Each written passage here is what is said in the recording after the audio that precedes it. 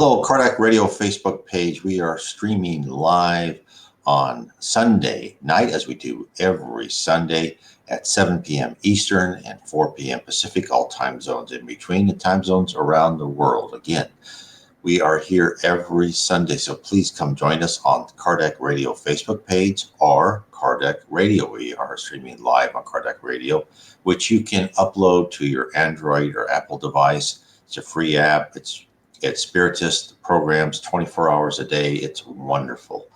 And we're also on the Cardiac Radio Facebook page where many people at the same thing as Cardiac Radio too. There's many other speakers on Spiritism, tells you everything you need to know, gives you all sorts of information. There's programs for children, many things that will help you understand and help your family understand Spiritism and the world we live in. We are here because of Spiritism. I have here, if you're looking at us live or on YouTube, I am here. I have a picture up of Allan Kardec, the Spirits book. This is the book that everyone should read. This is the book that started it all. This was Allan Kardec's first book in the 1850s. He codified Spiritism.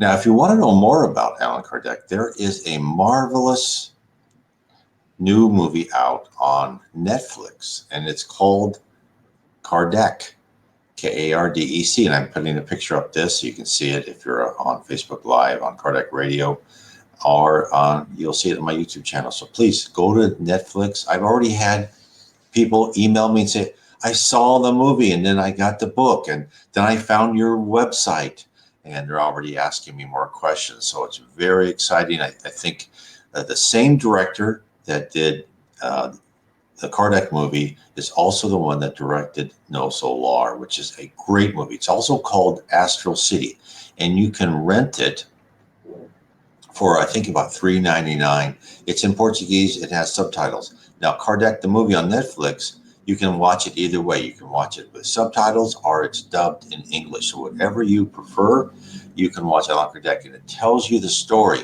of how this person, he was a teacher and a scientist, and he was he wasn't a believer at all in the spirit world. He was very skeptical, and then finally through talking to people, talking to mediums, and getting information that he could not believe that he heard, he did it in an organized manner. He wrote the Spirits book. He wrote a series of questions. In the Spirits books, there's 1,019 questions. He wrote 5 books, which you can look up when you look up Allan Kardec. Also put down like Kardec space PDF. You'll find all his books on PDF. But he wrote a series of 5 books. But this first book, 1,019 questions, he asked the same questions to different mediums throughout France and Europe, and he didn't use them in the book until he got the same or very similar answer. So I would recommend everyone, please watch this movie. It will bring open a whole new world for you. So now let's talk about what we're going to talk about tonight, and that is illnesses. Illnesses that could be caused by past lives. I tell you, isn't that something else? And this comes from my book, The Problem is the Solution. And I talk about different things that can happen to you in your present life because of karma, right? What is karma? Karma is the process whereby all our deeds are tracked in our previous life, and then those deeds are then created by those deeds fit in and they create our current life, the events in our current life, because they spot what we've done in the past life, they spot what we need to improve on and work upon, and therefore the trials and tribulations, the good times and bad times, are caused by karma. Now, let's talk about illness. That's what we're going to talk about today, illnesses. So, I also had a comment from one of our viewers here that he would also like to see a movie made by the same director, On the Way to Light, which is another great book by Emmanuel, dictated from Emmanuel to Chico Xavier through psychographing, which really tells the whole history of how Jesus Christ and the spirits created the world and guided the history and culture of the world until where we are now. And of course, will be in the future. So I would love to see that movie too.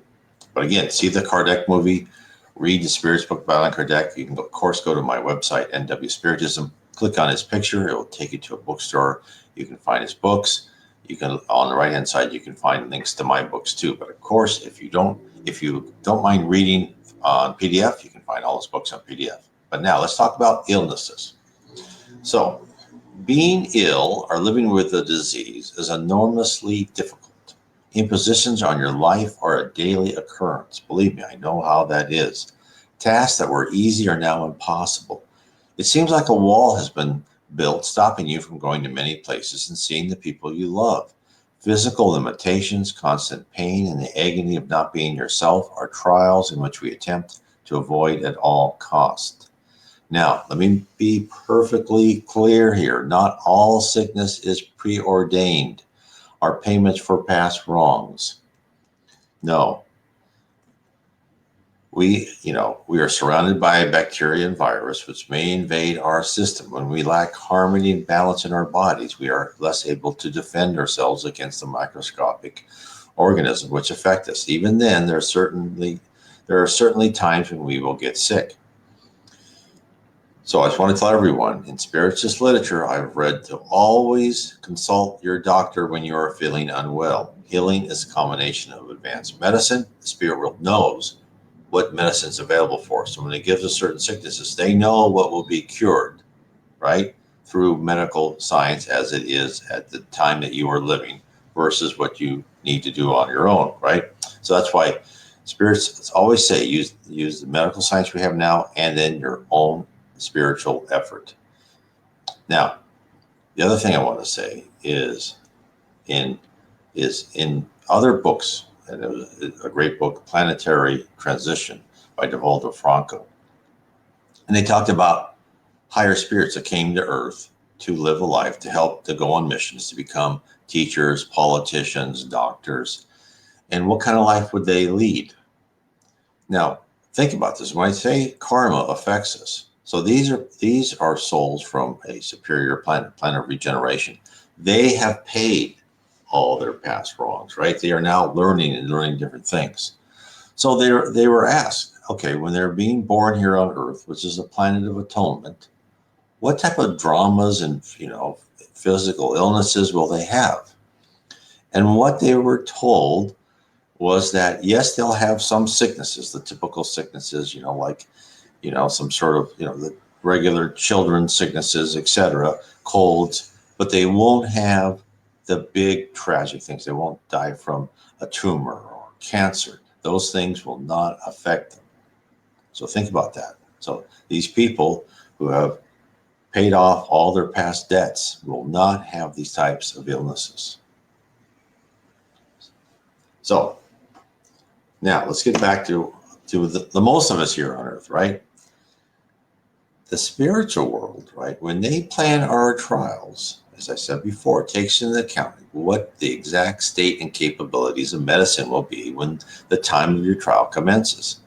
Nevertheless, having spiritual resources at your command should help you keep healthy and recover faster. Now, why do I say that? Well, there have been studies, on Earth that spiritual people are healthier and live longer. This is what one of the studies said. People who attended religious services at least once a week were 46% less to die during the 6-year study, says the lead author, Harold K. Koenig, medical doctor at Duke University Medical Center in Durham, North Carolina. When we controlled for such things as age, race, how sick they were, and other health and social factors, there was still a 28% reduction in mortality.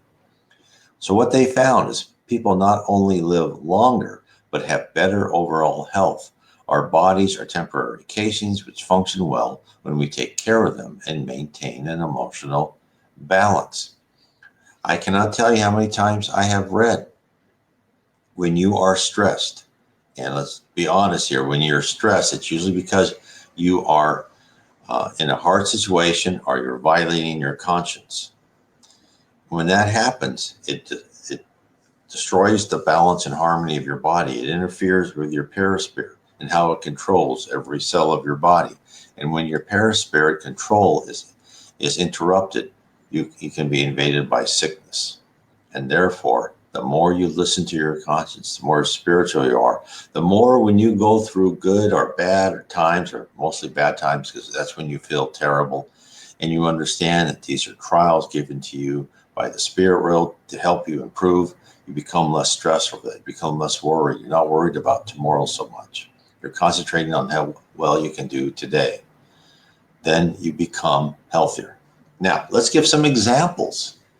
Let's give an example of a disability caused by a past life, because I know this is what everyone wants to hear.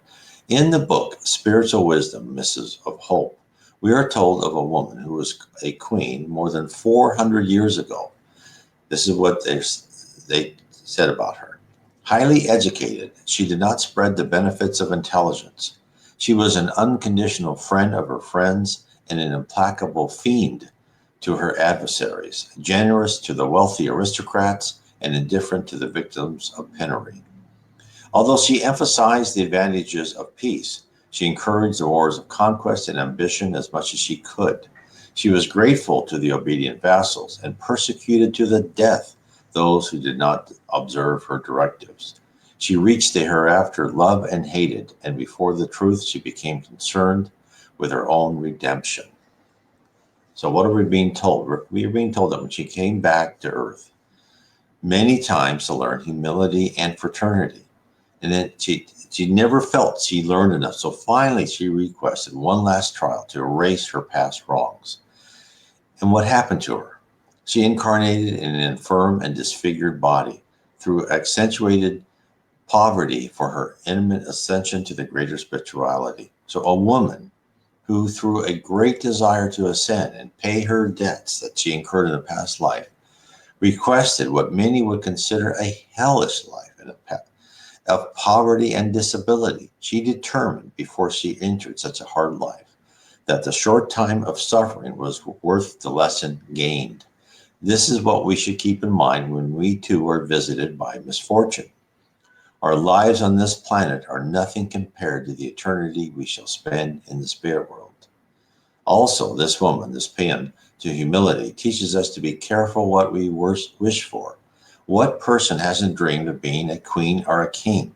How many of us would do better than the woman suffering through multiple lives of misery to pay for her innermost desire to rule? Think of the mega rich we see around us now. For those who came by their wealth honestly and treat those around them with respect, they may sail through life with honors. But on the other hand, those who make their status due to fleecing the masses and treating everyone like peasants will regrettably pay dearly in subsequent lives. Don't be jealous of their place.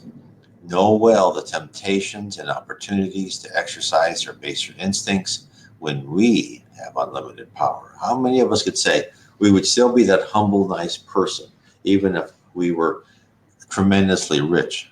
It's easy to say, it's harder to do. And how many of us have seen people we know or people that know of somebody they know that say how they change, right? Because when you become rich in this culture, it means that you're smarter than everyone else, even though you may not be. You may be lucky, or you may be more dishonest, or you may be more ruthless, which I have seen in many organizations where people rise up to be a CEO or or whatever level that they're called, is mostly because they will stab people in the back, and they'll be more ruthless, not the fact that they're smarter. You don't want to be these people. Believe me, you want to be honorable your whole life. It will make a big difference. So don't envy these people. Just as Jesus said, right? It is harder for a camel to go through the eye of the needle than a rich person, a rich man to get into heaven. Now, he didn't say that's impossible. He didn't say you should give away all your money. He just says it's a hard lesson. And that's what even the Spirit's book says. They asked in the Spirit's book, what's one of the hardest trials? And I said, well, one of the hardest trials, believe it or not, is to be rich, because you're just poured through with temptation. So remember that. So now let's talk about planning your body. So the queen I talked about was an active participant in laying out her future body and her disabilities. In the book Memoirs of a Suicide, which I recommend to everyone, psychographed by Yvonne Pierre, a group of spirits are told about the planning of a reincarnation by a veteran of reincarnation planning. This is what he says. The planning of the events relating to a reincarnation will be rigorously studied, firmed up, and revised, always in accordance with the utmost justice, in fulfillment of the highest expression of the immortal decree sanctioned by the Divine Master, which explains all the problems that afflict and bound humanity, to each according to his deeds. So, hence, our plans begin what we must pay for in our previous life and what we wish to learn in our next life. It is as if we are in high school looking through all the college catalogs that have finally arrived, attempting to ascertain what our future will be. Next, he talks about the basic conditions of planning. He explains it. This is what he says. Normally, candidates for reincarnation choose their own trials, the acres of thorns that will hinder their days of their earthly lives, and where they will get the chance to amend the consequences of their guilty past. They themselves will beseech the guiding powers for new opportunities that will enable them to demonstrate their repentance and their desire to enter a redemptive path that will offer them the chance to correct the inferior impulses that drove them to their wrongful conduct. These trials can be experienced in a relatively sound body if the mental suffering is extreme, or in a deformed body, or in one stricken by an incurable disease. It all depends on the extent of the offense and the demerits involved. Now, he gave that lecture to suicide, which is why the choice of a sound body with more experiences for learning and trials for payment wasn't covered. However, the concept remains. We ourselves will direct the trials and in what type of physical covering we shall inhabit for our next life, the one you live in now. While you are listening to this live stream on Kardec Radio Facebook page, or you're listening to it on BitChute or my YouTube channel, you are, through your eyes and your ears, you are in the body that you most probably chose. So if you don't like it, think about who chose it. Now, what we're told many times is your body. Now you can ask me, well, what about DNA? Aren't we a combination of the DNA of our parents? Well, yes, but within that DNA, what the realms, the spirit world can actually change the DNA a bit, right, to a certain extent, and give you better attributes or worse attributes. In fact, you can read, messages from high spirits, even talking to Andre Louise, talking about like a doctor that was born, and the spirits, as that DNA is being created for that embryo, they're making sure that he has better coordination, better eye-hand coordination, better control.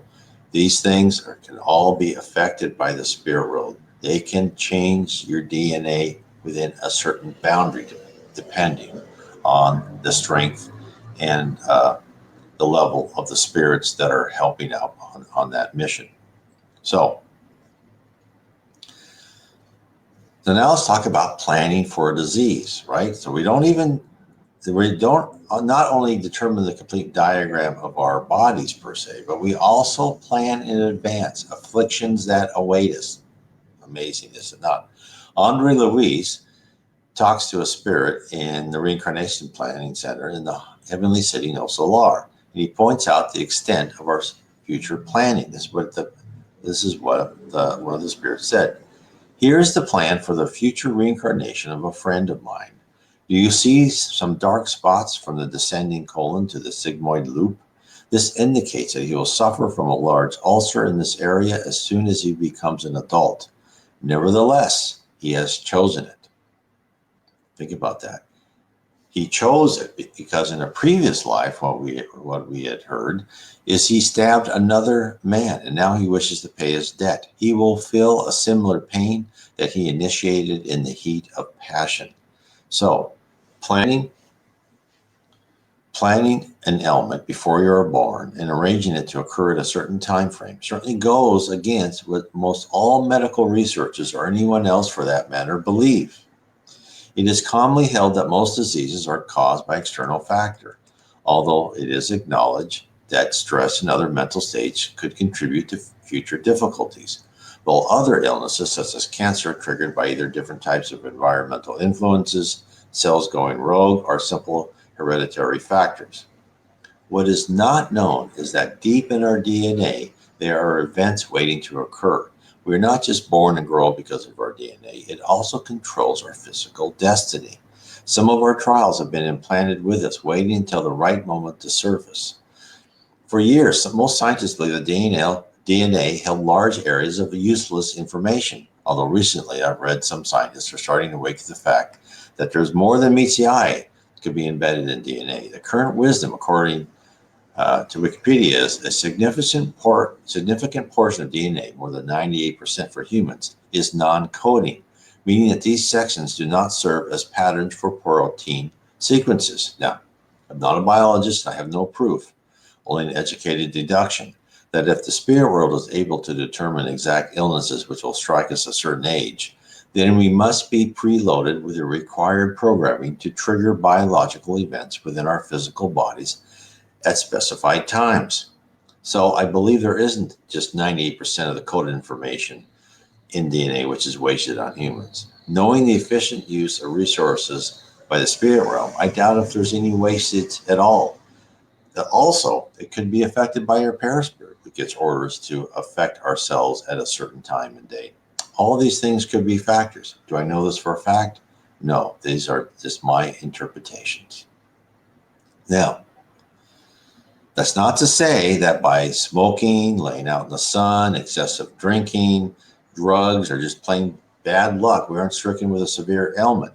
These may certainly transpire, but the ratio of life-threatening diseases that people who don't engage in risky behavior caused by sheer randomness is most probably very low. Now, that is also not to say when we are struck by an ailment, we should stand passively by and do nothing. Working with our doctors, striving to fight to survive and recover is part of our trial. Maintaining a dignified presence and facing terrible odds in a calm manner while being the lightest burden on your family as possible is what is asked of us.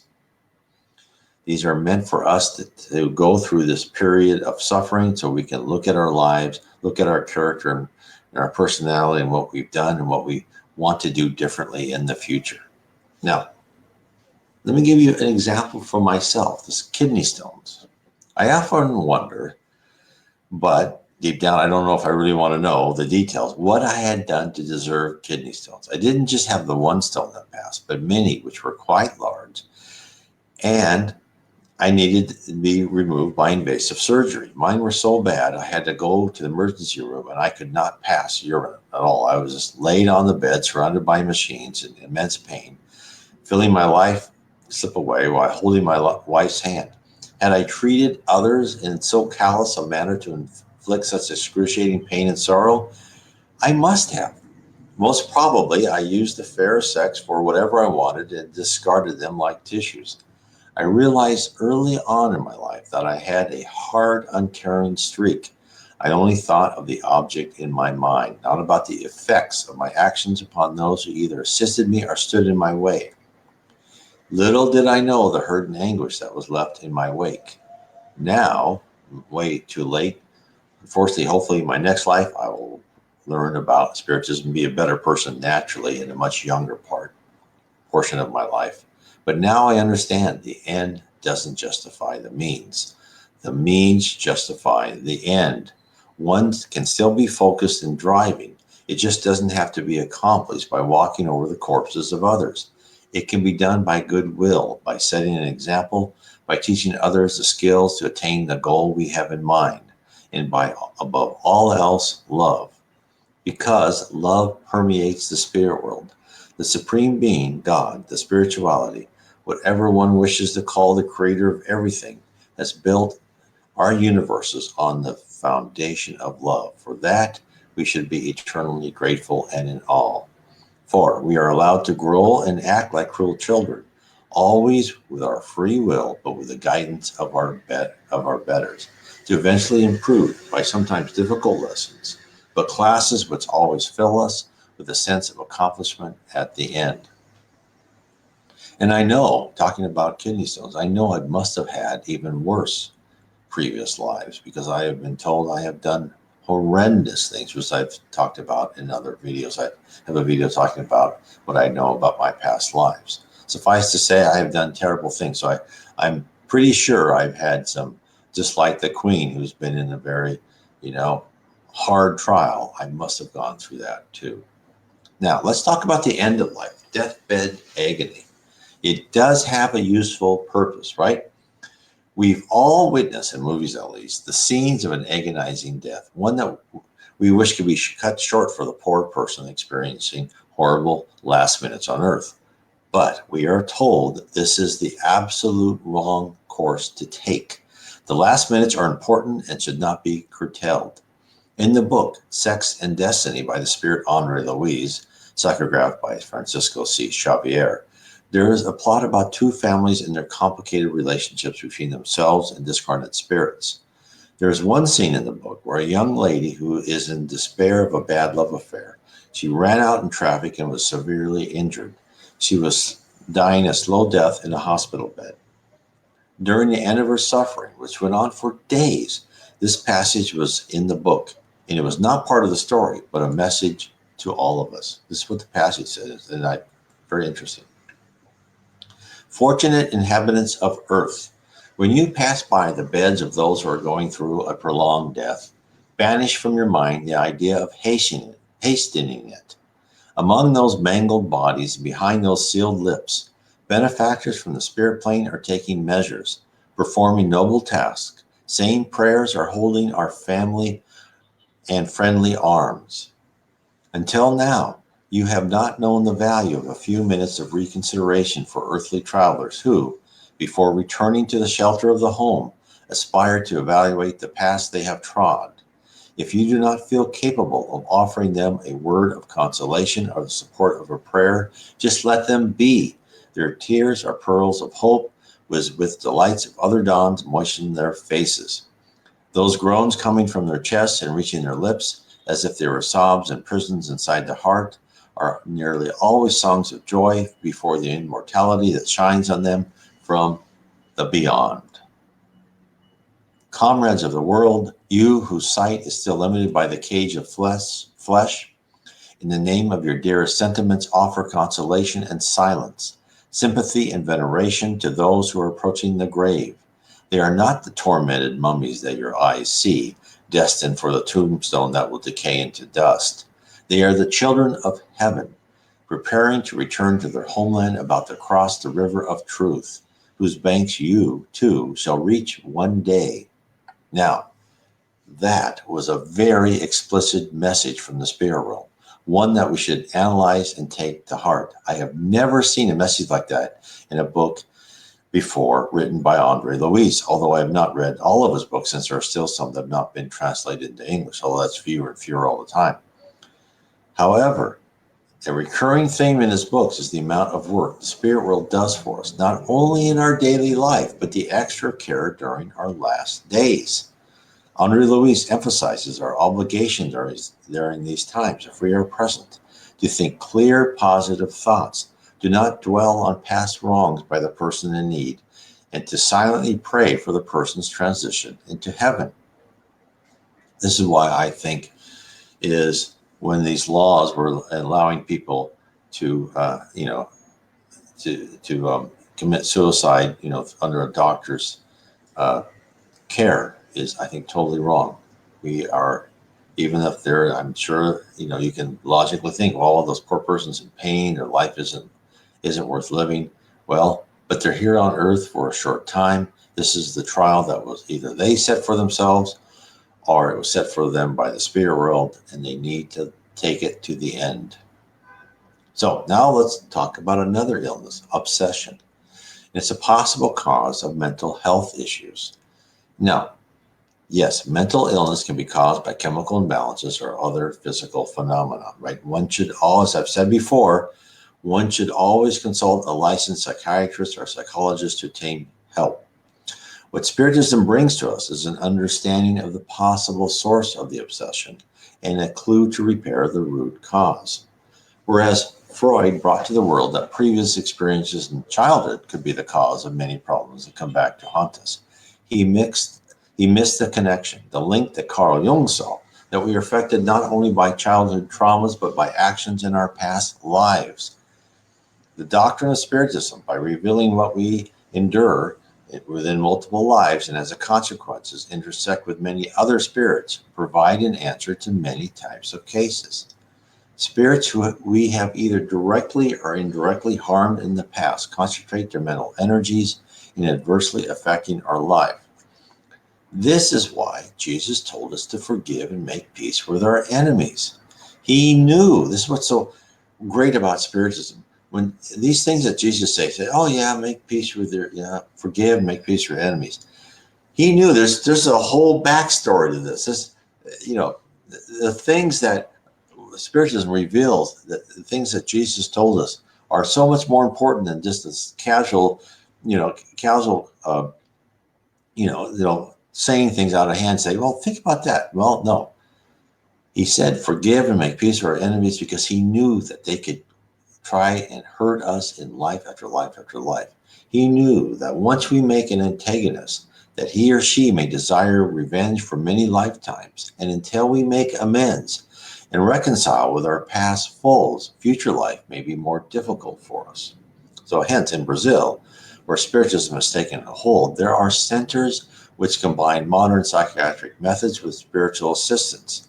In an article, Spiritist Psychiatric Hospitals in Brazil, on the website Mad in America, Emma Bregden, who's a PhD, reports on the success rates of the combination of medical and spiritual assistance in Spiritist hospitals in Brazil. This is what she wrote. Even though contemporary research studies are few, unusual successes in healing at the Spiritist centers and hospitals are reported through stories and some academic studies. In April 2004, the president of the Federation for Spiritism in Sao Paulo, I'm probably pronouncing this wrong, Alvido Fioravanti, told me in an interview that his organization has more than a 90% rate in helping addicts successfully and the suicidally depressed to recover normal functioning without dependence on drug therapy. Social psychologist Ganhadras reported in 2001 that 70% experienced great improvement and a definite cure of their problems, including all manner of physical and mental illness, at Grupo Noel, a Spiritist center in Sao Paulo, Brazil. Ivan Hervé, a doctor, a psychiatrist, completed a 20-year study in another Spiritist center in Porto Alegre. He reported extraordinary success in helping those with profound mental illness to recover. The study aligns with the initial results of a 30+% cure rate documented in the 1930s by Dr. Vieira in the first Spiritist psychiatric hospital in Urubamba, Brazil. Dr. Bragdon goes on to describe how they achieved their success. This is what she says. Patients in Spiritist psychiatric hospitals in Brazil can elect to have Spiritist treatment in addition to conventional psychiatric care. Psychiatric medicine may be used, but not relied on as much as it is in the USA and Europe. Psychotherapy and addiction counseling, various therapies, art, music, and occupational, and outdoor sports or gardening are also available. A few of the key practices used for all patients who elect to have Spiritist treatments are laying on of hands, blessed water, prayer, and peer support. Patient with severe problems who are not responding to these treatments can also have sessions with a medical intuitive, a person who can see into the subtle and physical body and can articulate problems through a sixth sense, aka a highly developed clairsentient. These patients may also become the focus of a group of well-trained and gifted healers who practice this obsession. There's really no English translation for this word. It involves seeing if a person has a spirit attached to them that is generating negative thought forms that the patient believes are his or her own. Such thoughts may include kill yourself or kill so-and-so or you are a terrible person. The intuitives the mediums can perceive the spirit in a psychological relationship that brought the spirit to be connected to the patient. They can also assist the patient to be freed of this negative attachment and the obsessive thoughts that accompany it. So, bad intentions, evil thoughts, focus at a person by spirits who are exiled on earth, not in heaven because they're due to the resistance to forgive past wrongs or persistence in their material desires and a quest to dominate others are real problems for many. While all this sounds like harkening back to the days where witches were burned and the evil eye was a constant danger, Spiritism has given us the exact parameters where the spirit world can and does negatively affect our lives. Keep in mind, while there are less advanced spirits spreading confused and bad intentioned thoughts, we are also assisted by guardian spirits and other high spirits who help us learn how to survive in this complex environment. I'll give you another example. In one of the books I read, the person who was like very assistant to Chico Xavier, and he was in line next to as people go in line, and they would shake Chico's hands. And these people came by. They said, "Chico, can you help us with our daughter? She barely can control herself. She's in a very bad mental state. She's goes off into these psychotic episodes." And he says, "Go and help. Go and help anyone you can. Go help somebody." So they thought, well, okay, well, that's interesting. So they went and did that. Then it's like, I can't remember how long, 6 months, maybe more. They came back and they said, "Chico, our daughter's all better." And they thanked him profusely. And then the assistant asked, "Well, Chico, how did their daughter get better?" Of course, Chico, who knows everything, he says, "Well, they went and they talked about Spiritism and they helped prisoners. And they helped these prisoners and they gave them spiritual advice. They talked to them. They helped them all they could and, their families, etc." And he goes, what happened was the mothers of these prisoners who are in the spirit world saw what this couple was doing. And then they also knew that other spirits were trying to obsess their daughter.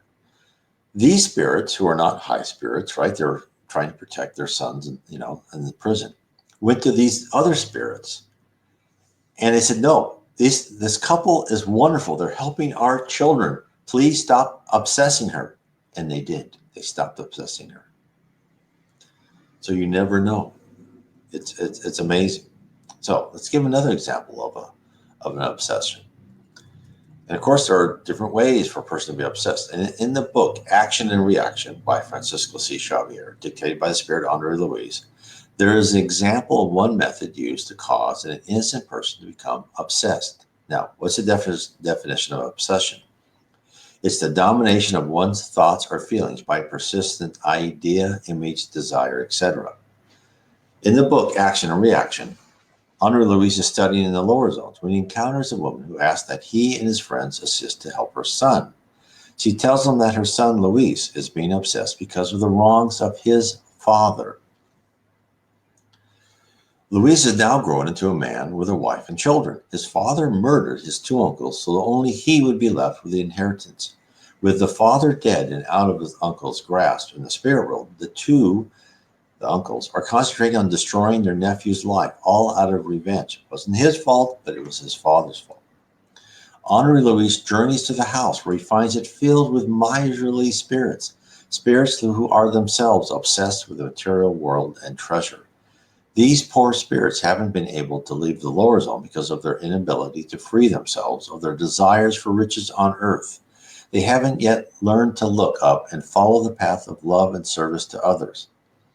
Andre and company wandering around the house, they spot the son freed from his physical body at night, admiring the stacks of money in his office.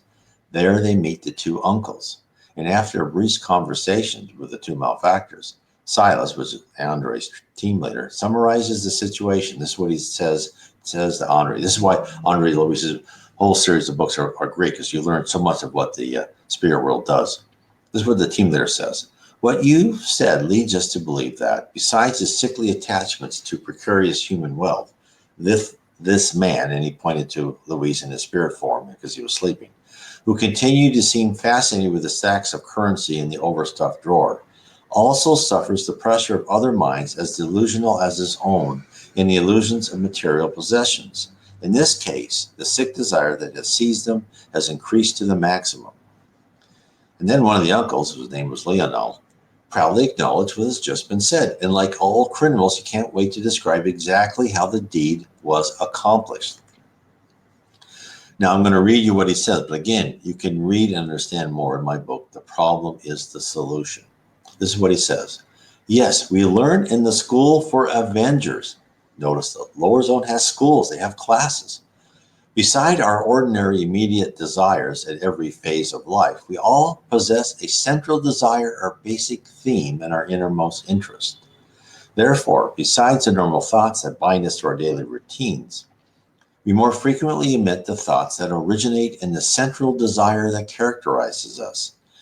These thoughts eventually comprise the dominant reflection of our personality. This makes it easy to perceive anyone's nature on any plane just by analyzing their occupations and places of preference. Thus, cruelty is a reflection of the criminal. Covetousness is the reflection of the miser. Defamation, the reflection of the slanderer. Sarcasm, the reflection of the cynic. And anger, the reflection of the disturbed person, just as moral elevation is a reflection of the saint. So, isn't that interesting? One can see from this dissertation what an easy mark most of us would be. I recognize my dominant theme before I found Spiritism would be a cynic with sarcasm flowing from my mind, my tongue, and all undisciplined. This is why we need to work not only on our outer shell, but we need what we show to the world, but our innermost thoughts at all. We are here on this earth to transform our character and personality. And that doesn't mean just what comes out of our mouth. That means our thought process. This is the most important. We need to reform our thought processes. And one of the ways to do that is in my book, How to Live Inner Peace Through Spiritism. So let me go on. So when we pass over, every little musing we have is available to other spirits to receive. Therefore, we need to focus our energies on the good and not be influenced to exhibit undesirable behavior. Now let me talk about the process. So next, Lionel describes the exact process to leverage what is already inside of us. Now this is extremely interesting. This is what he says. Once we discover the reflection of the individual we want to rectify or punish, it is very simple to overwhelm the person with unceasing stimuli, reinforcing the impulses and images already in his mind, and creating new ones to superimpose over the old ones, thereby continually feeding his mental fixation. With this objective in mind, all we have to do is bring the pernicious individual we want to correct into contact with others that adapt to his manner of feeling and being, especially when we ourselves don't have the time to create all the appropriate mental screens through hypnotic procedures. Using such processes, we can easily create and maintain his psychic delirium or obsession, which is nothing more than an abnormal state of mind that is dominated by the excess of its own creations, passing in a sensorial field. This can be infinitely added to by the direct or indirect influence of other incarnate or discarnate minds that are attracted by their own reflections. He goes on, he says, everyone is tempted on the outside by the temptation they feel on the inside. Now, Henri and his comrades are amazed at this succinct explanation.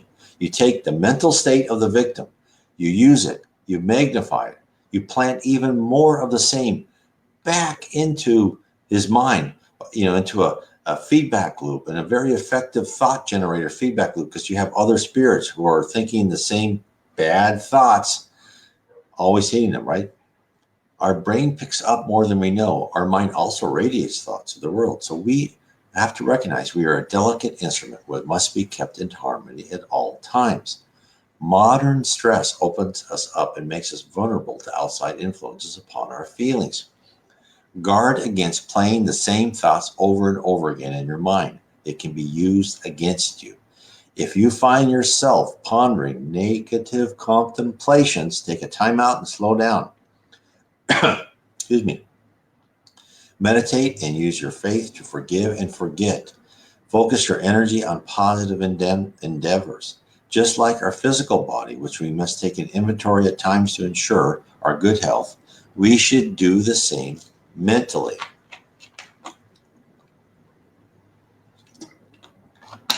So, sorry, I have some water here. So take stock of what motivates you. Examine your desires and plan for the future. Moderate your aspirations and go forward with your ideas using only honorable intentions, and all shall be right. Now, are we here alone? Even if we're good people, do we all have to go through this alone? No, we get assistance from the spirit world. In the book, Missionaries of the Light, inspired again by the Spirit Andre Louise and psychographed by Chico Xavier, there is a section that deals with a young woman who is being obsessed by spirits, who wished revenge on actions she had taken in a previous life. Henri Mentor tells him why this young woman is able to successfully resist the barrage of bad thoughts that errant spirits are aiming in her direction. This is what he says. Only patients who have willingly made themselves their own physician achieve a positive healing. The principle is the same in the glorious field of obsession. If victims capitulate unconditionally to their adversaries, they will surrender completely and become possessed after becoming an automaton at the mercy of the persecutor. If they have a weak and indecisive will, they will become accustomed to the persistent actions of their persecutor and will become accustomed to the circle of irregularities, a situation very difficult to correct, because little by little it will become a pole of strong mental attraction to the persecutors themselves. In such cases, our activities are nearly limited to simple tasks of assistance aimed at results far into the future. However, when we find patients who are interested in their healing, taking advantage of our resources in order to apply them to their spiritual evolution, then we can foresee immediate gains. So what's he saying? Hence, whether a physical or mental illness, if you emphasize your spiritual strength and willpower, reject bad thoughts, and maintain your positive energy, you shall be actively assisted in your recovery by your friends in the spirit world. Now, let's talk about infertility. So, having a family and raising your children to become responsible adults is an important mission, according to the spirit world. Every soul is precious, and parents are responsible for the care and nurturing of a spirit who is deliberately placed in a situation where their character hopefully may be molded for the better. The true personality of children, their attitudes and disposition from past lives, don't become apparent until they reach around 15 years or slightly older. Hence, couples, single mothers, or fathers are given a great opportunity to assist the soul to dramatically improve by laying a firm foundation of morality and innate kindness. But those who have failed as parents in previous lives are, many times, denied the gift of parenthood in their present life. One example is a man named Geronimo, who we also talked about in an earlier one when he had financial troubles. He embezzled money, he was caught, and then committed suicide. He left his family destitute. Not only would he leave a fortune in his next life, but he would not be permitted to have children. The spirit world did let him pay his debts by his patronage of an orphanage, so he could learn the amount of love, affection, and direction children require as they mature. Geronimo was not denied a chance to experience the joy of children. He was given a different avenue. By fulfilling his duties to the orphan children, he would simultaneously pay off his past debts and acquire the inner fortitude to always place his family first. In his next life, once again, he could become the father that he wished to be. It's like when Jesus talked to Mary Magdalene and she bemoaned the fact that she could not have a child. And then Jesus said, this whole world is your children, right? So if you are not able to have a child, if you cannot adopt or some other way, do as Jesus said, or as Geronimo of the spirit world was, find someone to help, whatever age, find other people to help. And also remember, the spirit world will also help arrange for these other methods for those that might have their own child. Children may come to your own path.